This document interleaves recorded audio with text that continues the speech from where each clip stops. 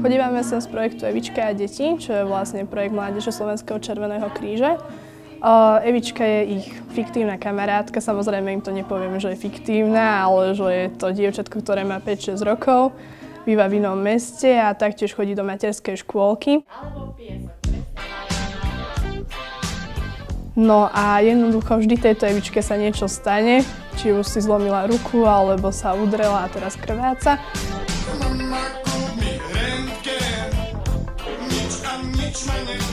Myslím si, že pre deti je prvá pomoc naozaj dôležitá, pretože to, čo sa za mladí naučia, tak starobe akoby našli. Nie nadarmo sa to hovorí.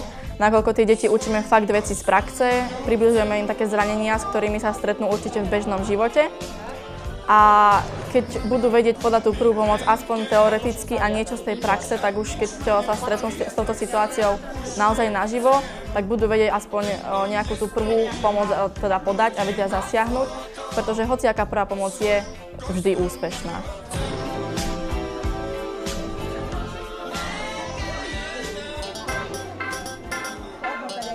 Deti v predškolskom veku sú veľmi vnímavé. A to, čo počujú, vidia a vyskúšajú si, práve v tomto období si zapamätajú a tie poznatky a zručnosti im zostávajú aj do neskoršieho veku. Čo to práve teraz letí? Čo je medzi deťmi hit? Mali sme napríklad taký prípad, keď chlapec sa hral vonku na ihrisku, padol zo šmýkačky, rozbil si koleno.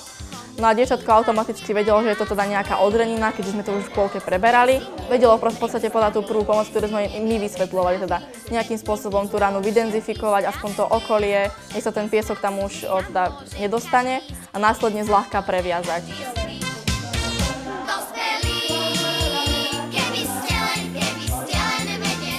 Práve aj vďaka nadácii pre deti Slovenska grantovému programu Hodina deťom sa nám podarilo v školskom roku 2012-2013 v 11 mestách na Slovensku a 23 triedách materských škôl aktívne zapojiť 550 detí do tohto projektu, čo je veľmi naozaj dobré číslo a svedčí o tom, že nadácia spolu s tým grantovým programom, ktorý majú, robia dobré veci pre deti, pretože deti sú základ a od nich sa odvíja budúcnosť.